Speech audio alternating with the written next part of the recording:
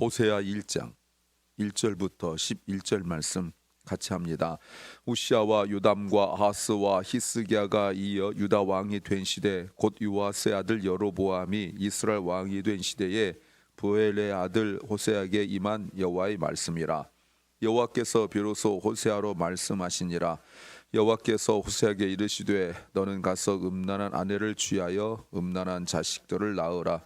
이 나라가 여호와를 떠나 그가 행음함이니라.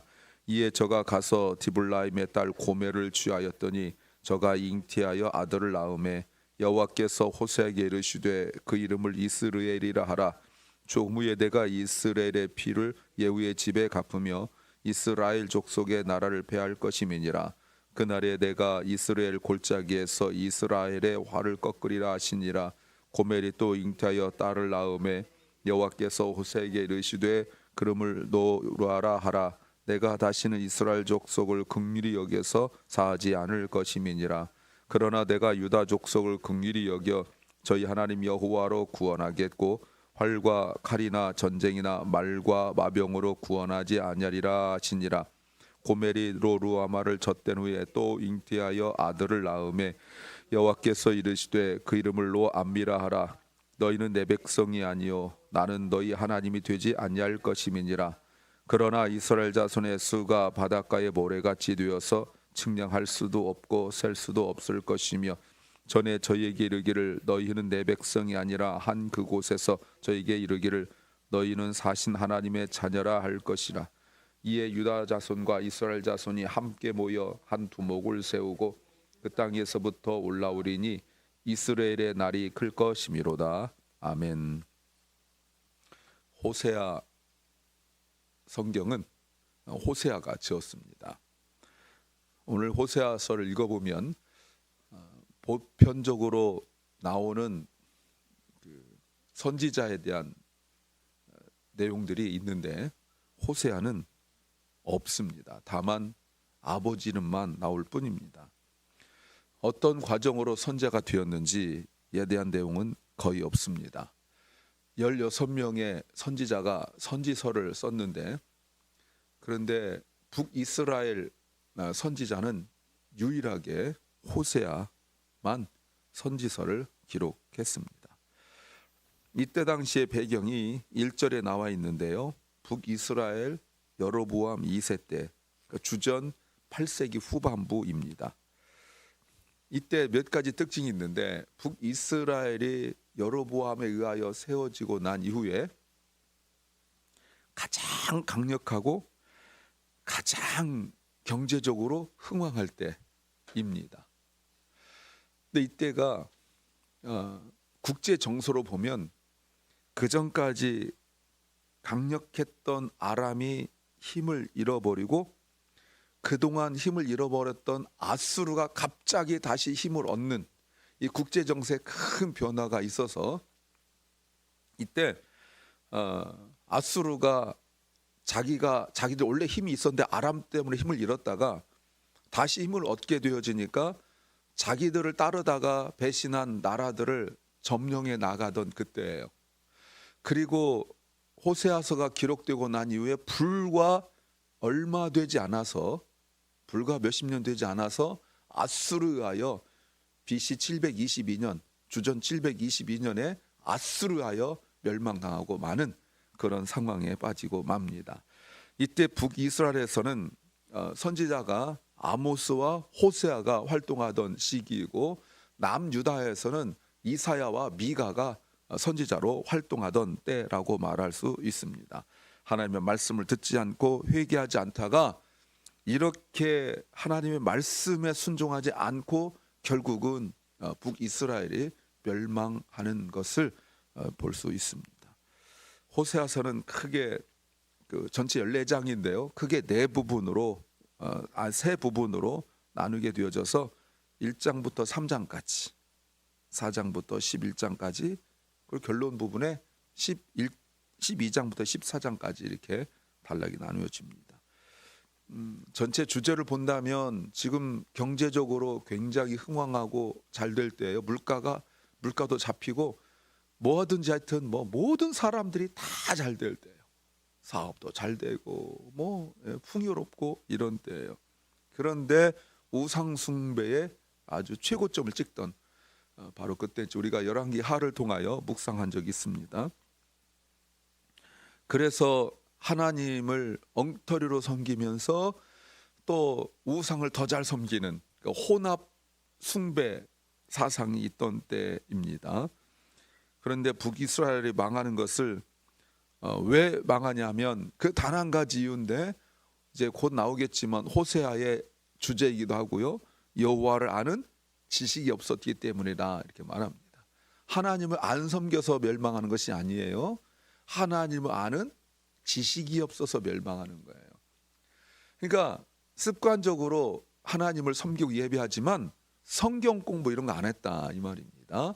그리고 말씀대로 살지도 않았다라고 말할 수 있어요. 오늘 본문은 하나님의 호세아를 선자로 부르심과 그리고 북이스라엘이 하나님을 배반하고 떠난 것을 가르치기 위하여 호세아에게 음란한 여인 고멜과 결혼하여 자녀를 낳을 때 그 자녀들의 이름을 하나님께서 다 지어주시고 그리고 그 이유를 설명하는 내용입니다. 설교 제목은 새로움이 시작될 때 먼저 말씀이 선포된다. 새로움이 시작될 때 먼저 말씀이 선포된다. 이런 제목입니다. 세상 사람들의 새로움은 정말 중요한 것은 자기 자신에게 달려 있습니다. 그래서 마음 먹어라, 결심해라 이런 말 많이 하죠.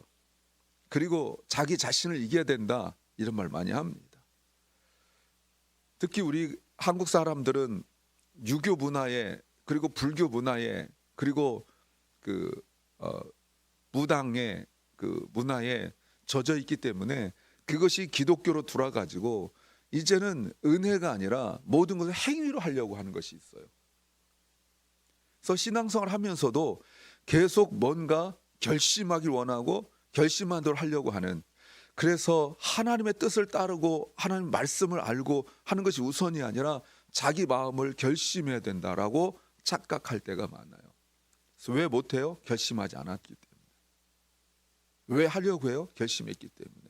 그러니까 모든 것의 그 기준을 자기로 봐요. 그러나 우리 기독교는 그런 어떤 새로운 결심, 새로움이 시작될 때 먼저 말씀이 선포돼요. 말씀이 선포되지 않은 자기의 어떤 결단과 결심은 의미가 없습니다. 어떤 걸까요? 첫째는 관점이 달라야 하는 일도 다르다는 겁니다. 오늘 1절 말씀에 호세아 선지자는 아까도 말씀드렸지만 북이스라엘 선지자입니다. 당시 왕이 여로보암 2세 때라고 말씀을 드렸고 오늘 1절에서도 분명히 말하고 있습니다. 요아스의 아들 여로보암이 이스라엘 왕이 된 때라고 말하고 있습니다. 그런데 호세아가 남유다도 아니고 북이스라엘에서 하나님의 선지자로 부르심을 받을 때 어떻게 그날을 잊을 수가 있겠습니까? 잊을 수가 없죠. 1절 하반절에 호세아에게 임한 이 말이 굉장히 중요하죠. 에게 임한 이 말이 굉장히 중요해요. 선지자에게만 해당되는 말씀이에요. 뭐뭐에게 임한. 선지자는 예전에 말씀드렸어요. 우리는 말씀을 귀로 듣는데 선지자는 말씀을 마음으로 들어요. 이게 큰 차이예요. 그래서 하나님의 백성들이 하는 사람들도 말씀을 들었지만 곧 잊어버리고 여전히 자기 습관으로 살지만 선지자들은 말씀을 마음으로 듣습니다.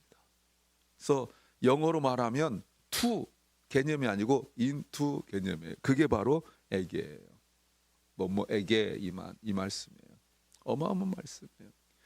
그러니까 선지자로 선택되어지면 그 전까지는 말씀을 귀로만 들었던 사람이 그 말씀을 심령으로 마음으로 듣기 때문에 잊을래야 잊을 수가 없습니다. 이게 마음으로 듣는 하나님의 말씀의 특징이에요. 예를 들어서 모세가 하나님께로부터 성막을 짓는 말씀을 들었을 때에 여러분 출애굽기 지금 그렇게 공부하고 해도요, 그 장막의 크기, 재료, 안에서 밖에까지 여러분 이거 정말 많이 외웠는데 외웠어요. 어마어마하게 시험 볼 때 뭐 이때만 하고 나머지는 이제 잊어버려요. 그런데 모세는 그때 연세가 80세, 지금으로 따지면 어마어마한 연세, 평균 연령이 낮을 때니까. 그리고 40세 때까지는 왕궁에 자라서 머리가 잘 도를 때인데 40세부터 80세까지는 양을 치던 분이었었어요. 근데 하나님께서 말씀하시는데 그 재료, 색깔, 크기 뭐 이런 것들을 하나도 오차가 없이 하나님께서 말씀하실 때 모세가 저 잠깐만요 못 따랐는데 다시 한 번 해주세요 이런 거 없습니다. 하나님께서 막 말씀하셨는데 그 말씀 마음으로 받아요. 그러니까 말씀을 듣고 난 이후에 정확하게, 여러분 성경 어디 보세요. 나는 요즘 나이 먹어서 깜빡깜빡해 이런 거 없습니다. 정확하게 말씀하세요. 왜요? 마음으로 들었기 때문에. 이게 차이가 있어요. 근데 그날을 어떻게 잊을 수가 있겠어요. 그런데 보세요. 1절에 호세아가 그 말씀을 들은 기준을 분명히 자기 나라 왕도 이야기하지만 그 앞에 보면 우시야와 요담과 아하스와 히스기야가 이어 유다 왕이 된 시대에, 물론 시기적으로 보면 여로보암까지 시기적으로 보면 약 100년의 차이가 있어요. 왜 이렇게 정확하게 자기 시대가 아님에도 불구하고 왜 이렇게 남유다 왕을 기준으로 삼았는가? 이게 매우 중요하죠. 왜냐하면 바로 다윗의 후손인 남유다 왕들을 기준으로 삼았다는 게 이게 큰 특징이에요. 하나님의 언약과 섭리를 따르는 것이 기준이다는 겁니다. 호세아 선자는 자기가 하나님의 선자로 부름받았을 때 분명하고 확실하게 신앙적, 성경적, 언약적 기준이 있었어요. 기준이 남유다 즉 다윗의 후손이어야 한다는 것입니다. 비록 자기가 북이스라엘의 선지자지만 하나님의 언약과 구원론적 관점에서 보는 거예요.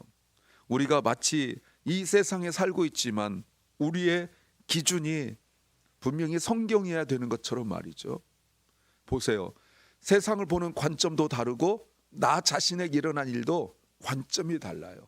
그래야 말씀을 들었을 때 그것이 분명하고 확실하게 되어지기 때문에 그렇습니다. 두 번째는 하지 않을 이유와 핑계가 없다는 겁니다. 1절 하반절에 하나님의 말씀이 호세아 심령의 마음에 주어졌을 때 2절 여호와께서 비로소 호세아를 말씀하셨다. 이거는 호세아를 통하여 말씀하시기 시작했다 이런 뜻입니다. 호세아가 선자로 부름받은 일이에요. 무슨 말씀을 맨 처음에 할까요? 이렇게 더럽고 타락한 북이스라엘을 보면서 하나님께서 그 중에 호세아를 부르셨을 때 어떤 말씀을 하시겠어요? 이 말씀입니다. 결혼하고 아이를 낳아라. 여러분, 이런 평범한 내용을 선지자에게 주시냐 이 말입니다. 결혼은 물론 매우 중요한 일입니다만 호세아가 비혼주의자도 아니고 뭐 결혼 안 하겠다 뭐 하겠다 뭐 이것도 아니고 뭐 어떤 건지 정확하게 모르겠지만 하나님께서 호세아에게 선지자로서 말씀하시는 것이 결혼하여 아이를 낳아라 라고 말씀하시는데 조건이 있어요. 순결하고 정숙한 여인이 아니에요. 성적으로 음란한 여인이에요. 이 단어가 다른 데 쓰이면 매춘하는 여인이에요. 자 보세요 여러분. 그리고 아이를 낳아야 되는데 아이도 음란한 아이예요. 하나님의 말씀을 귀로 듣지 않고 마음으로 듣는 수만 그 어마어마한 사람들 중에 신앙으로 왕부터 모든 백성들이 다 타락하고 제사장들조차 엉터리인, 거기에 분명히 북이스라엘 선지자들이 있었지만 거의 대부분이 거짓 선지자인 이 상황 속에서 참 선지자로 부르심을 받은 아버지가 아니라 정숙하지 못한, 순결하지 못한 음란한 엄마를 닮은 아이들을 낳으라라고 말씀하세요. 그 이유를 설명하시죠. 이 나라가 주님을 떠나 신앙적으로 음란하고 있기 때문에, 우상 숭배하기 때문에 그렇대요. 그런데 왜 호세아에게 선자를 부르셔서 이 말씀을 주실까요? 그런데 3절 성경은 이렇게 나와 있어요. 이에 그러므로죠. 그러므로 선지자가 호세아가 가서 결혼을 하고 아이를 낳았다, 이렇게 말하고 있어요. 사람들이 다 아는 음란한 여인인 고멜에게 호세아 선지자가 가서 우리 결혼하자라고 말할 때 고멜은 어떤 반응이었을까요? 호세아 선지자가 가서 고멜에게 우리 결혼하자라고 말했을 때 그 부모, 주변 사람들은 뭐라고 말했을까요? 호세아를 제정신으로 봤을까요? 많은 주변에 있는 여성들이 아마 고멜을 보기에 더러운 똥 쓰레기보다 더 못한 여인을 봤을 거예요. 자기 남편을 유혹하여 잠자를 하게 하고 동네에서 이 남자 저 남자하고 잠자를 자는 그 여인을, 더군다나 이스라엘 같은 그런 시족 사회에서 여러분 곱게 보았겠느냐, 이 말입니다. 남자들이 고멜을 볼 때 언제나 인격적 대우를 했겠어요? 어떻게든지 저 여인 어떻게 한번 유혹하여서 한번 잠자리 한번 하려고 그 생각밖에 없을 텐데 호세아가 가서 결혼하자고 말해요. 사람들이 뭐라고 말했을까요? 네, 그런 평가 없습니다. 말씀하시니 순종하는 거예요. 왜 그럴까요? 말씀이 마음으로 들었기 때문에 거절할 수가 없어요. 이게 선지자의 세상 말로 운명이라면 운명이에요. 어쩔 수가 없어요. 말씀이 임하면 더 심한 일도 가야 돼요. 호세아 순종이 억지가 아니에요. 자신을 설득하고, 그래, 이번 한 번만 참자, 이거 없어요. 하나님 이럴 수 없습니다. 요나 선자처럼 하나님 이럴 수 없습니다. 하나님 내가 여러 번 결혼하는 것도 아니고 단 한 번 결혼하는데 하나님 이럴 수 없습니다. 하나님 저 선지자입니다. 선지자 어떻게 그럴 수 있습니까? 이거 없습니다. 순종해요. 그리고 과정이 없어요. 아이를 낳아요. 그 아이들이 하나님께서 말씀하시는 것으로 이름이 지어지죠. 사랑하는 여러분, 이해되지 않으면 믿으십시오. 내가 이해되어지고 내가 설득되어지고 내 마음이 움직일 때까지 기다리지 마시고 믿음으로 순종하십시오. 하나님의 일은 그렇게 이루어집니다. 이것이 선지자 태도이고, 이것이 목회자의 태도이고, 이것이 모든 그리스도인들의 태도라고 말할 수 있습니다. 이렇게 하나님 말씀에 순종할 수 있는 힘이 어디에서 나올까요? 말씀을 들었기 때문에 그래요. 말씀을 귀로 듣지 않고 마음으로 들었기 때문에 그래요. 두 번째는 하나님에 대한 신뢰가 있기 때문에 그래요. 주의 종의 선지자를 비롯하여 주의 종의 가장 강력한 특징은 하나님에 대한 신뢰입니다. 이 말씀하시는 이유가 있다라고 말하는 신뢰예요. 우리가 하나님의 자녀로서 아버지 되신 하나님을 향한 분명하고 확실한 단 한 가지를 붙들려면 그건 신뢰예요. 그 신뢰가 있기 때문에 가능한 거예요. 그래서 또 하나님은 아무나에게 이런 말씀하지 아니하십니다. 누구에게요? 하나님을 신뢰하는 자에게. 하나님이 이 정도까지 말씀하실 수 있어요. 하나님을 신뢰하는 자에게만 하나님께서 말씀하세요. 그러니까 내가 하나님 말씀을 들었을 때 이거는 내가 못하겠다 이렇게 말할 수는 없어요. 왜요? 하나님이 보시는 내가 있기 때문에. 그래서 우리는 이 일을 어떻게 감당해요? 나의 힘으로 하는 것이 아니라, 나의 능력으로 하는 것이 아니라 믿음으로 하는 것입니다. 하나님이 나에게 이 말씀을 들려주신 이유가 있다라고 믿음을 가지고 나아가야 돼요. 그 이름을 보십시오. 4절에 이스르엘인데 그것은 흩으셨다라는 뜻이에요. 5절에 이스라엘 멸망을 말하죠. 이것은 예후가 비록 하나님 뜻에 따라 아합을 멸망시키고 왕이 되었지만 결국 예후의 집도 우상 숭배에 빠져서 멸망당한다는 내용이죠. 6절에 루하마, 로라는 말은 아니다라는 뜻을 가지고 있어요. 루하마는 은총을 받다라는 긍휼력이다라는 말인데 앞에 노가 로 되어 있기 때문에 다시 말하면 안은총이에요. 안은총, 은총을 받지 못하다. 9절에 암미라는 건 나의 백성이라는 뜻인데 로가 붙었으니까 아니다, 내 백성이 아니다. 더 이상 언약이 되어지 않고 깨졌다라는 겁니다. 자, 하나님께서 말씀하시면 하지 않을 이유와 핑계가 우리에게 없습니다. 세 번째는 끝나지 않을 역사가 계속된다는 겁니다. 7절이 중요하죠. 그러나 이게 중요해요. 택하신 백성 남유다에 대한 하나님의 사랑하심을 변하지 않는다. 물론 여러분, 호세아를 통하여 주어진 말씀이 북이스라엘에게만 주어진 건 아니에요.